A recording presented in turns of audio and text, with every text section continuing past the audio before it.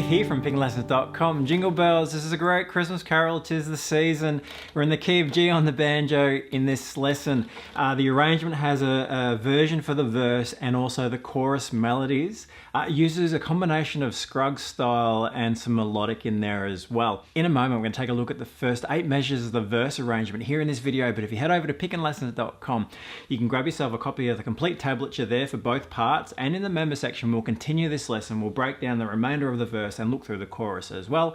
You'll also have play along and backing tracks once you do get to know it there as well. Okay, we are in the key of G, standard tuning on the banjo, and we are using a combination of some great Scruggsy style licks, capturing the melody while we're also using some melodic a little later on as well. So to kick us off, we're going to look at this verse and just get to know the theme here in the first 8 measures. The first bar, we'll just take it bar by bar and break it down as we go. So the first bar here, so the melody, while what we're playing, yeah, so this Scruggsy stuff, we're summarising the melody somewhat around what we're playing. So to kick us off, we've got our thumb, middle, quick little hammer on there, that grace note hammer onto the 3rd fret from the 2nd fret A. Left hand fingering is in the tablature, as is the right hand fingers required. Once we hit that hammer on, we're going to forward roll into a backward roll to the 2nd fret. So forward backward roll from that hammer on, and then the pull off there from the A to the G.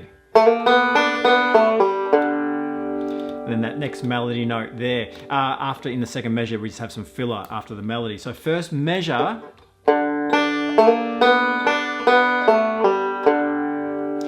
as we continue on a 2nd measure there, that open D, thumb, middle finger. And we get that filler, so this is filling some space, there's no melody here. Our thumb will drop down and hammer on from the C sharp into the D, while we pick that D, very Scruggsy, then a forward backward roll.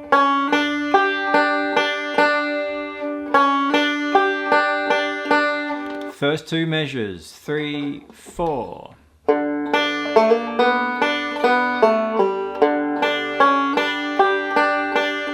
So lots of forward backward rolls and those hammer-ons, like the Scruggsy style. 3rd measure along, we have a repeat of the 1st measure. Then our chord changes. So we have the C chord come in and our melody is going to sit around that C shape. Okay, again, some melody and some filler. So we hammer on and pinching that portion of the C chord. Then a forward roll.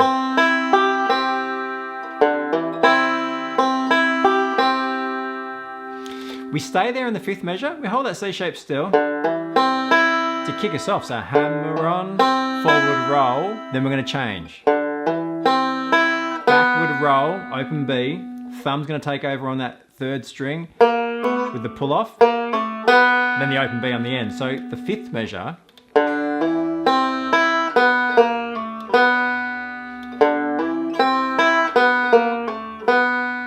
okay, that open B there on the end, and that's going to lead us onto the D. And here we want the F sharp with our 3rd finger, A there with our 1st finger, and the open D. And you can use your thumb and then thumb and middle finger with the pinch, and then a forward backward roll on that shape there. We'll come back through all this in a moment. Let's just keep going through each measure. Now after that, in measure 7, the open D, that hammer on from the C sharp again, hammering on as we play the D, and then the thumb up there on 5th string. Now here's a little bit of melodic,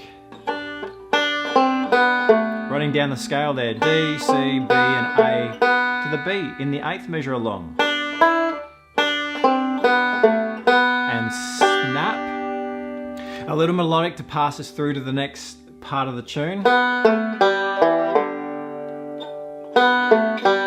And that 2nd fret E there is going to pull off into the open D. For now, what you can do is, because the next part of the melody is actually the same to begin with, you can just get into the cycle of repeating. If you can repeat these 8 bars, you're going to be on track to play this verse part of the arrangement. We go back and just work on those individual bars as you go, but we're going to just piece together these first 8, just get a feel for it. We'll do that slowly right now. So from the top, 3, 4, and 1.